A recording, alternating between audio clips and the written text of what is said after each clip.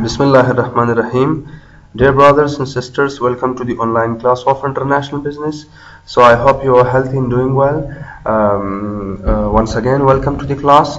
Dear students, if you remember, our last topic was based on IMF and World Bank. So let's move to start the new lecture. So once again, we want to talk to explain the World Bank further. The World Bank or the International Bank for Reconstruction and Development. ناگفتن مانا شاگردای عزیز. At the previous lecture I explained some important points belong to the International Bank or World Bank. International Bank یا World Bank بانکی است که بخاطر reconstruction and development کار میکنه. جایی که سرک نباشه، مثلا کشورهایی که از لحاظ اقتصاد غریب باشه، those countries who having economical problems، با او کشورهایی که مثلا مشکلات اقتصادی داشته می باشن با آنها مثلا سرک جور میکنن، شفاخانه جور میکنن، مکاتب جور میکنن and hospitals جور میکنن. So this called reconstruction and development. صحیح است نه؟ So move. Function of the World Bank. The important functions of World Bank, the important tasks and responsibilities of World Bank. So functions of the World Bank: first, to assist in the reconstruction and development for the territories of its member by facilitating the investment of capital for the productive purpose. بانک جهانی یا ورلد بانک بانکی است که هدفشان ریکانسترکشنز اند دیولپمنت می باشن. و کشورهایی که از لحاظ اقتصاد ضعیفتر می باشن با آنها کوشش میکنه که شفاخانه را جور کنه، مکاتب جور کنه، سرک جور کنه و مردمی که مثلا آب نوشیدنی نداره با آنها یک رقم سهولت جور میکنه که آب نوشیدنی داشته باشه. مردمی که برق نداره با آنها کمک میکنه، برایشان برق جور میکنه. So reconstruction and development for those countries who need some facilitations. Clear? International development associations. So شاگردای گرامی، برادرایم، خواهر عزیزم، is another type of organization by the name of International Development Association या IDA is the type of organization who provide loan to the member countries, basically those who need it. یک نوع دیپارتمنت می باشن، یک نوع بانک می باشن، بانک جهانی می باشن به نام IDA International Development Association. The IDA was set up back in 1960 to provide soft loan to the member countries. Thus the objective of IDA is to provide loans to the member countries to liberal terms with regard to the rate of interest and provide in the period of payment. International Development Association, in the short form we can call IDA. یکی از بانک‌های جهانی می باشند که قرضه را فراهم میکنه به او کشورهایی که عضویت داشته باشند، به او کشورهایی که ممبرشپ داشته باشند، پارتیسیپیشن داشته باشند. قرضه را فراهم میکنه بسیار به شکل آسان و منظم. اما قرضه را که فراهم میکنه به نام soft loans، یعنی کشورهایی که از لحاظ اقتصاد غریب باشند، مشکلات مالی و اقتصادی داشته باشند، عضویت داشته باشند با IDA یا World Bank، بخواه که قرضه را بگیره از IDA International Development Association، بسیار به شکل آسان و منظم میتونه که از بانکی که با نام IDA می باشن قرضه را بگیرن و مشکلات اقتصادی که داشته باشن او را حل کنن. IMF به خود جدا است، بانک جهانی است. World Bank از خود جدا است، یکی از بانک های جهانی است. IDA از خود مستقل است، بانک جهانی است. International Development Association. So dear brothers and sisters, so following are the objectives of IDA. So these are following are the different objectives belong to the IDA, International Development Associations. International Development Association. So come, the main objectives of international development associations are as follow. First, to provide development finance on easy term to less developed member countries. و کشورهایی که مثلا less developed است، خوب تکنولوژی نداره، خوب اقتصاد نداره، ضعیفتر کشور می باشند، زمانی که با IDA عضویت و ممبرشپ داشته باشند، بسیار به شکل منظم، بسیار به سیستم آسان با سهولت میتونه که از IDA قرض بگیرن. دوم، to promote economic development, increase productivity and thus rise the standard of living in undeveloped areas. هدف یکی از اهداف IDA از خود اهداف مقاصد داشته می باشند که قرضه را فراهم میکنه to those who need it بسیار به شکل آسان with the easy term. دوم، IDA International Development Association بانک جهانی است، کار میکنه به خاطر economic development.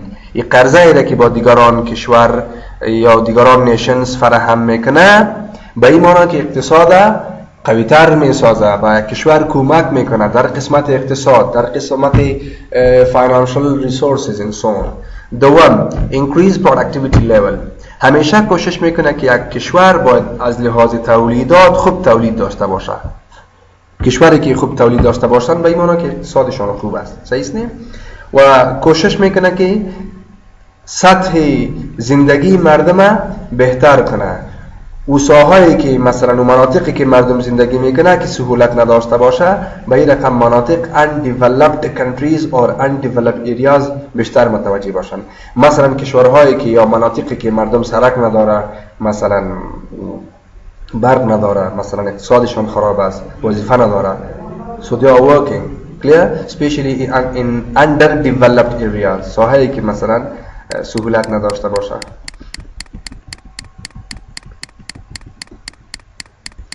Evening. Membership.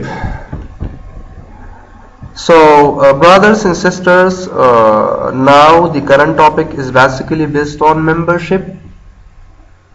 اگر کشور بخواهد عضویت حاصل کنه یا ممبرشپ داشته باشه با بانک جهانی یا IDA، so how فقط امیر صحبت میکنیم. صحیح است نه؟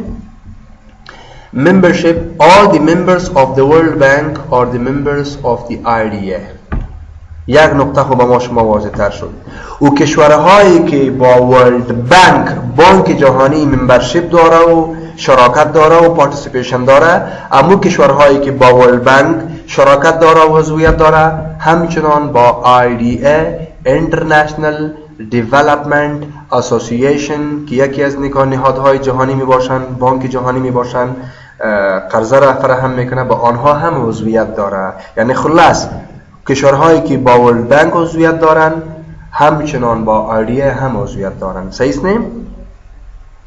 در سال 2003 back in 2003 the total number of member countries were 164 back in 2003 June 2003. در سال 2003 و کشورهایی که با بانک جهانی و IDA عضویت داشت از لحاظ فیگر، از لحاظ تعداد 164 کشور بود. So there are two types of members.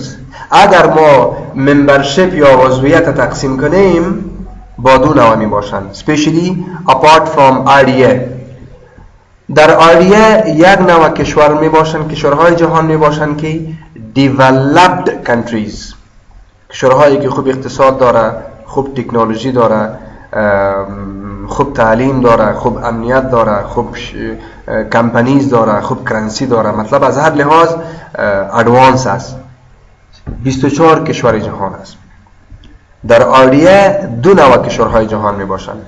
یکی کشورهای جهان است که developed است، خوب پیشرفت نموده، مانند امریکا، مانند ژاپن، مانند جرمنی، انگلند و سون، که توتال از لحاظ تعداد 24 کشورهای جهان است که بسیار ادوانس است، عضویت داره با IDA. صحیح است نه؟ 24 کشورهای جهان است. و در قدم دوم کشورهای جهان است که به نام developing countries. نو کوشش میکنه که در حالت وسعت است، در حالت ترقی است، در حالت پیشرفت است، مانند اندیا، مانند روسیه، مانند پاکستان، مانند شمالی کره، جنوبی کره، متحده عرب امارات and so on. Loans, borrow, lending. IDA, International Development Association loans are known as IDA credits. Only a member country can borrow from IDA. و کشورهایی که با IDA ثبت هستند، عضویت و ممبرشیپ داشته می باشند، اگر حالت مالی و اقتصادیشان خراب باشه میتونه که از IDA قرض بگیره، پیسه را بارو کنه یا لون بگیره. هر کشور نمیتونه. Those who having membership with IDA so they can receive the loan from the International Development Association Bank. With the restriction that members country is eligible to borrow from IDA only if it is per capita income is less than US 695 at 1990 price index. از خود قانون داره و کشورهایی که مثلا عضویت داره اقتصادشان ضعیفتر باشه، مثلا پر فامیل یا پر کپیتا اینکم، پر آمدنی کمتر از $695 باشه، با او کشور میتونه که قرض را فراهم کنه و او کشور هم میتونه که اپلای کنه، چون که اقتصادشان خراب است، مردمشان غریب است، وظیفه نیست، کار نیست، ضعیف است. به این مانا و کشورهایی که عضویت داشته می باشند بسیار به شکل آسان و منظم میتونه که اپلای کنه زمانی که واقعا اقتصادشان خراب باشه و ممبرشیپ هم داشته باشه، با آنها لون کمک میکنه و تا اقتصادشان به پای خود استاد کنه. Number last terms of loan. و کشورهایی که ممبرشیپ داشته می باشند به قرض نیاز داشته می باشند تا بتونه که از طریق IDA International Development Association قرض بگیره، از خود حالت داره. Repayment period is 35 to 40 years. و کشوری که قرض میگیره در طول از 35 الا 40 سال قرضه خود پس باید تحویل کنه. و کشوری که از IDA قرض میگیره از خود مدت داره، دیوریشن داره، specific period of time داره. یک نوع قرارداد است با بانک امضا میشه به نام IDA.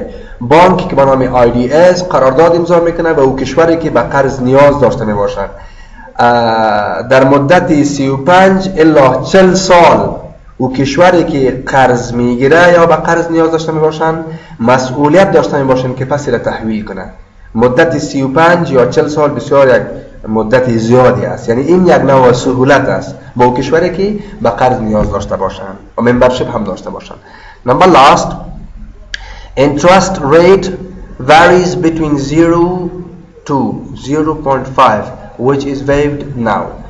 ای که قرضه را فراهم میکنه بانکی که به نام IDA International Development Association می باشند، با کشورهایی که عضویت داشته می باشند، ممبرشیپ داشته می باشند، به آنها قرضه را فراهم میکنه. حتما انترست را چارج میکنه، فیصدی را چارج میکنه، سود را چارج میکنه، اما بسیار کم، که این یک نوع سهولت است.